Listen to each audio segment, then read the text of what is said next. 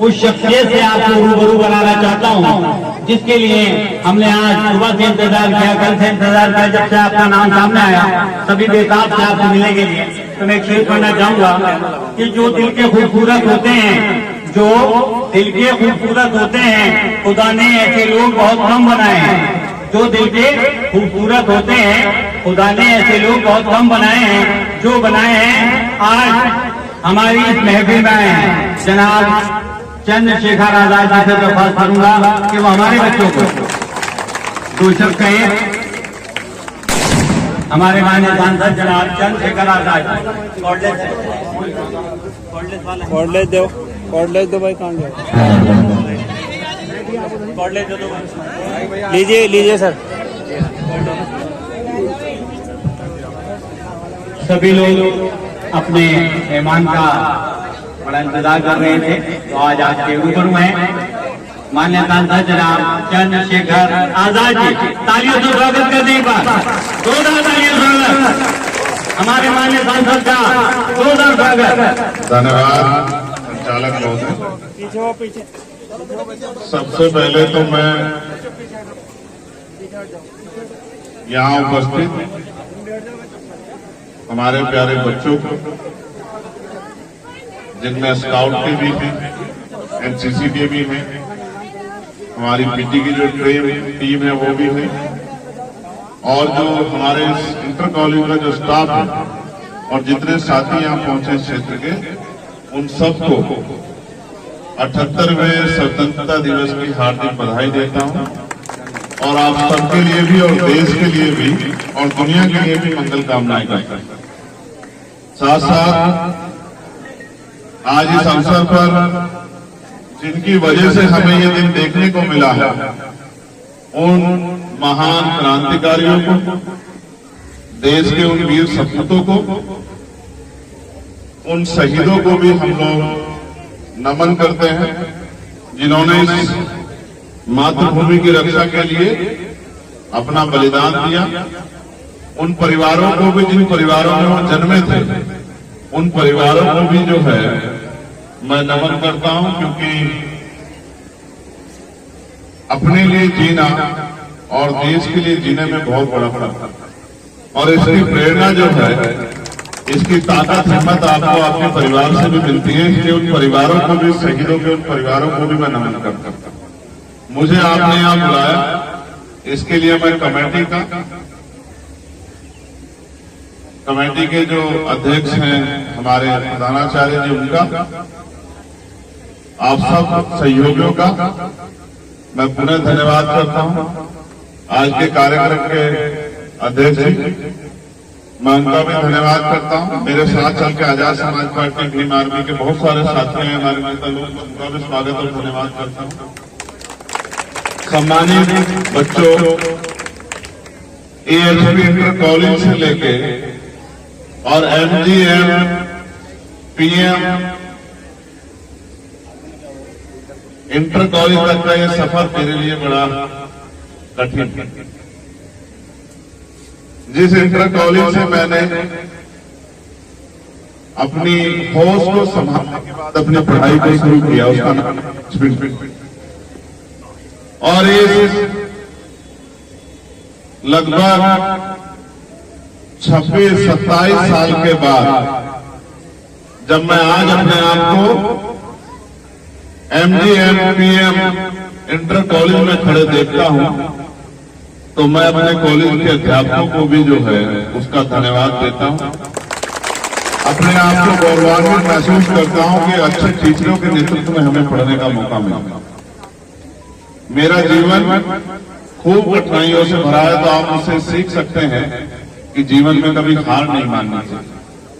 मैं आपकी जानकारी के लिए भी बताता हूं कि मैं एनसीसी का कैडेट भी रहा हूं।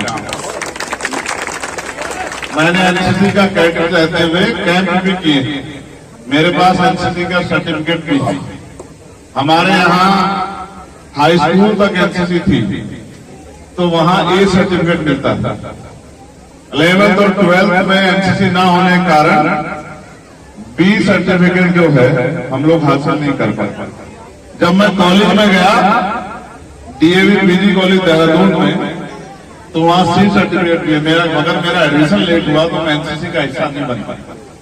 मुझे इस बात की बहुत दिनों तक तकलीफ रही कि मैं यहाँ एनसीसी का हिस्सा नहीं बन पाया, क्योंकि वहां के बच्चे जो एनसीसी के थे वो जब हमारे 15 अगस्त की परेड होती है लाल किले पे तो वो वहां जाते हैं, 26 जनवरी की परेड में शामिल होने के लिए जाते हैं। तो मेरे मन में पीड़ा रह गई, क्योंकि स्कूल से देश सेवा की जो भावना आपके अंदर निर्माण होती है, राष्ट्र प्रेम की जो भावना आपके अंदर निर्माण होती है, उसका कोई तोड़ नहीं, उसको कोई ब्रेन वॉश करके मिला नहीं सकता। मैं इस बात को बहुत अच्छी तरह जानता हूं, क्योंकि मैं एनसीसी का कैडेट रहा हूं। मैंने एनसीसी के भाइयों को, बच्चों को अभी परेड करते देखा। मुझे अपने दिन वो याद आ गए कि हम लोग एनसीसी की परेड करते थे, और परेड करने के बाद जो है अपने आप को, क्योंकि परेड में मेहनत भी लगती है, तो अपने आप को स्वस्थ भी महसूस करते थे।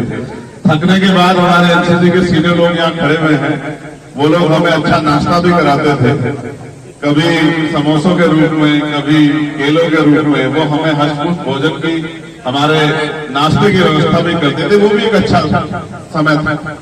लेकिन मैं आपसे कुछ और कहना चाहता हूं, और मैं उम्मीद करूंगा कि आप इस बात को मेरी गौर करेंगे। राष्ट्र निर्माण तभी होगा जब अंतिम व्यक्ति भी जो है बुनियादी सुविधा को लेकर इज्जत और सम्मान की जिंदगी प्राप्त करेगा।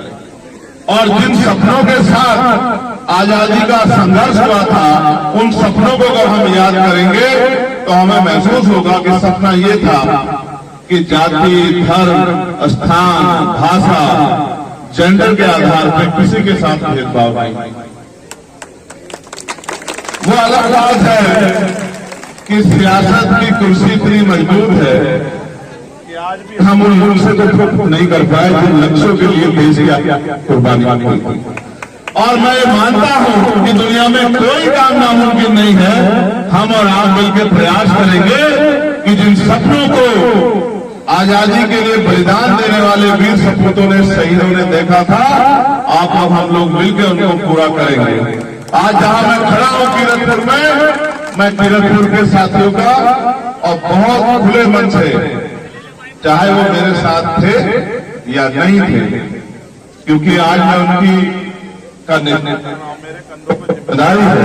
मैं नगीना लोकसभा के आखिरी व्यक्ति के लिए भी जिम्मेदार होने के नाते आपको ये विश्वास दिलाता हूं कि मैं पूरी जिम्मेदारी से नगीना ही नहीं, हर कमजोर किसान, मजदूर, गरीब, मजलूम सबकी आवाज बनने का काम और उनकी लड़ाई लड़ने का काम करूं। जो ताकत मुझे नगीना के लोगों ने दी है, मैं नगीना के लोगों को विश्वास दिलाता हूं कि आपके द्वारा दी गई ताकत आने वाले समय में लाखों लोगों के भविष्य में बदलाव कर, और देश में जो जिस बात के साथ हम लोग मजबूत होते कहते हैं भाईचारा, उस भाईचारे को भी मजबूत करेंगे। मैं अपने बच्चों से कहना चाहता हूं, हम पे सबसे बड़ा हथियार है शिक्षा। शिक्षा एक ऐसा हथियार है जो आपके जीवन को बदल सकती है। एक किसान का बेटा भी, मजदूर का बेटा भी देश की सर्वोच्च सेवा में जा सकता है। शिक्षा के अलावा कोई जीवन परिवर्तन का आधार नहीं है। तो आप स्कूलिंग कर रहे हैं, पढ़ रहे हैं, तो इस बात के साथ मत पढ़ो कि आपको पास होना, इस बात के साथ पढ़ो कि हमें पढ़ के अपने पैरों पर खड़ा होना और अपने परिवार, अपने क्षेत्र और अपने देश का नाम रोशन करना, अपने देश को तरक्की के रास्ते पर लेके जाना।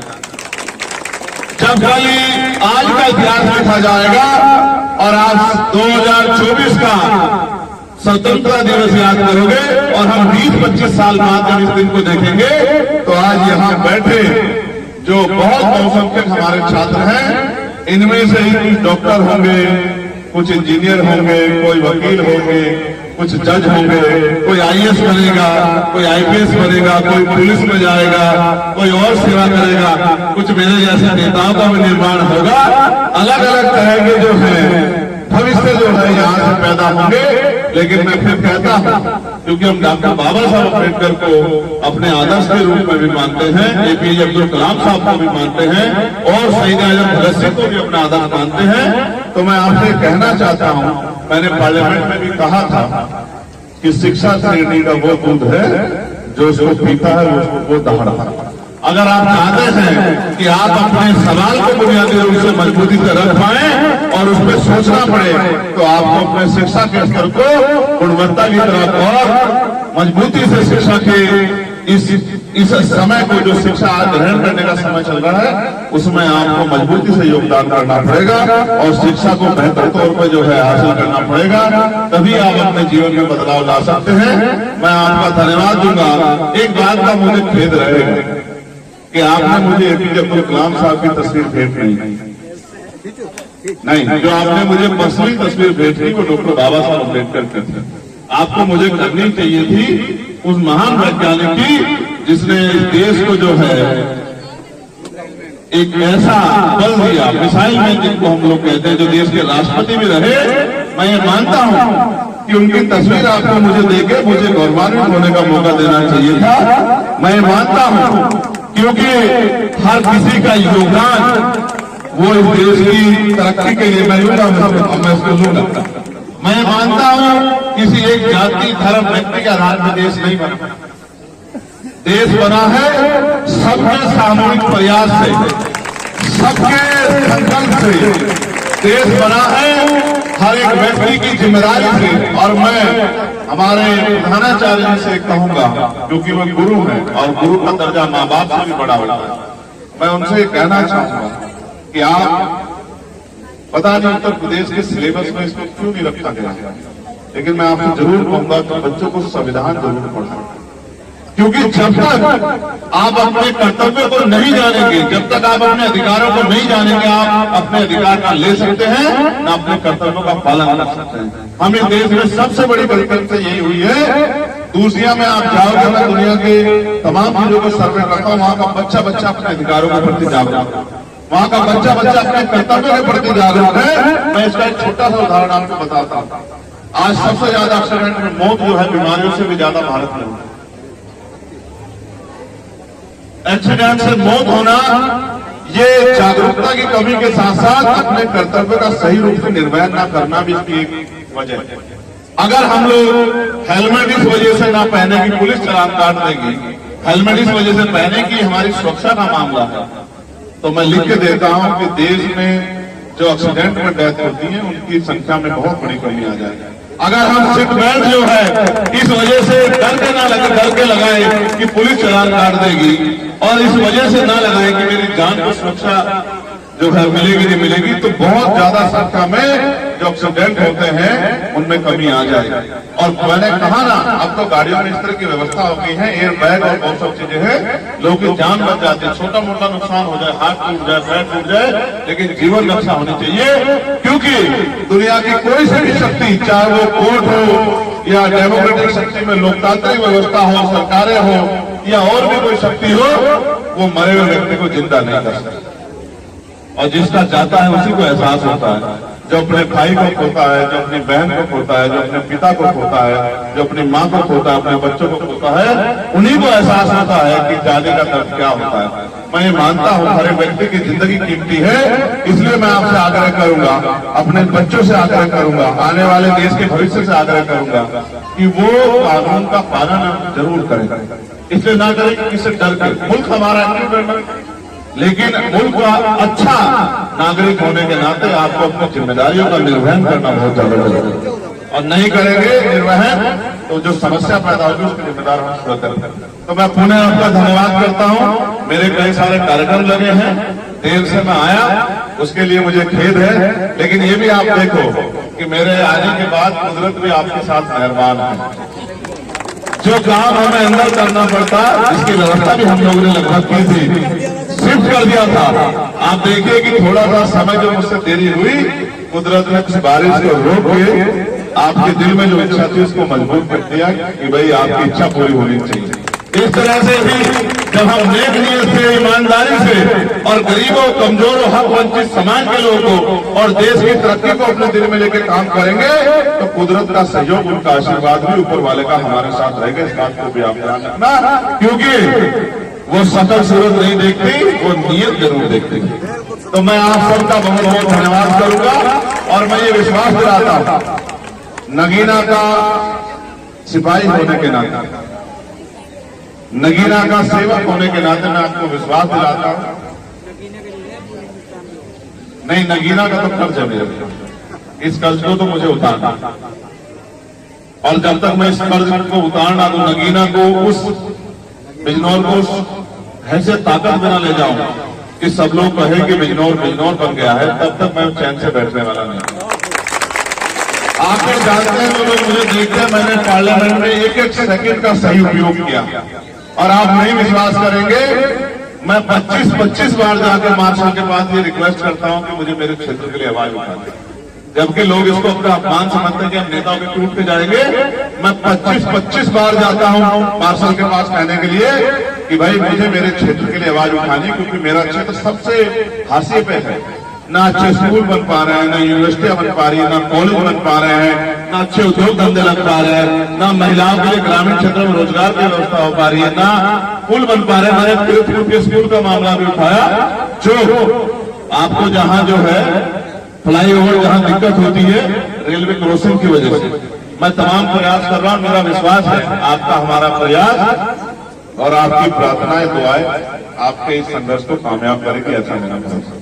तो मैं आपका धन्यवाद करूंगा और मैं अपने साथी बच्चों से कहना चाहता था जो एनसीसी का हिस्सा भी, डॉक्टर बाबा साहब अम्बेडकर ने कहा था हम प्रथम और अंत्य भारतीय, और मजहबी तालीम भी मैंने बहुत सिरे से ली। जो लोग इस देश की मिट्टी को दिन में 5 बार सजदा करते हैं, उनकी देश प्रेम पे सवाल उठाने वाले लोगों को हम आने वाले कल में बहुत पुख्ता जवाब देंगे। मेरी बात का माफिया, मेरा नाम चंद्रशेखर आजाद है और मैं गुलामी स्वीकार नहीं करता, किसी भी तरह की गैर बराबरी के मैं खिलाफ। कोई बोले ना बोले, लेकिन जब भी किसी कमजोर के हक छीने जाएंगे, वो किसी जाति का हो, किसी धर्म का हो, तो मेरी आवाज आपको ऐसे बुलंद मिलेगी। मैं अपने बच्चों भाइयों से मैं प्राइवेट स्कूल में पढ़ के आया हूं, याद रखना मेरी बात। मैं प्राइवेट स्कूल में पढ़ के नहीं आया, मैं प्राइवेट स्कूल का स्टूडेंट हूं, मेरी बात को आप याद रखना। प्रतिभा महलों की मोहताज नहीं होती है, याद रखना। आने वाला समय आपका है, आपको कोई नहीं रोक सकता अगर आप अपने कार्य के प्रति ईमानदार हैं। आप मेहनत कीजिए और आने वाले कल में मैं आपको गारंटी देता हूं, देश का सिलेबस एक होगा, ना यूपी बोर्ड होगा, ना सीबीएसई बोर्ड होगा, ना आईसीएसई बोर्ड होगा, ना इंटरनेशनल बोर्ड होगा, एक ही बोर्ड होगा जिसके अनुसार किसान गरीब का बेटा भी चाहे स्कूल सरकारी स्कूल या प्राइवेट, सब में एक ही सिलेबस पे पढ़ाई करके आगे बढ़ेगा। क्योंकि कंपटीशन में ना सीबीएसई बोर्ड देखा जाता, ना यूपी बोर्ड देखा जाता, वहां तो आदमी की काबिलियत देखी जाती है और काबिलियत के लिए उस स्तर की पढ़ाई होना बहुत जरूरी है। मैं प्रयास करूंगा शिक्षा जो है वो आगे बढ़े और हेल्थ में जो है आज अस्पतालों के हालत में बेहतर काम हो। एक नगीना की समस्या थी हमारे यहाँ, वहां अल्ट्रासाउंड नहीं होते थे, वो मशीन हम लोगों ने चालू करा दी आप लोगों के सहयोग से, क्योंकि 3 साल से मशीन रखी हुई थी। 80 लाख रुपए की मशीन, कितने की मशीन? 80 लाख रुपए की मशीन है, वो 3 साल से रखी हुई है, लेकिन आदमी को, गरीब आदमी को जाके बाहर अल्ट्रासाउंड कराना पड़ता था। इसलिए हमने वो पुरजोर तरीके से उसकी मजम्मत, उसकी जो है मजम्मत करके उसको शुरू कराने का काम किया कि लोगों के जमीन पे काम। मैं आपने मुझे बुलाया, मैं धन्यवाद देता हूँ और अध्यक्ष जी से मैं माफी चाहूंगा, क्योंकि मेरे कई सारे कार्यक्रम, मेरे बड़े भाई भी हैं, मैं उनसे आग्रह करूंगा, मेरे कई कार्यक्रम लगे हुए हैं, आप, मैं चाहूंगा कि आप भी उसको खत्म करके महफिल कर लो। और मैं आपके लिए भी और सब लोगों के लिए जहाँ उपस्थित हैं उनकी लंबी उम्र की भी जो है प्रार्थना करता हूँ और अपने बच्चों के उज्जवल भविष्य से कामना करता हूँ। बहुत बहुत धन्यवाद और सब लोगों के लिए बहुत सारी मंगल कामनाएं। जय भीम, जय भारत।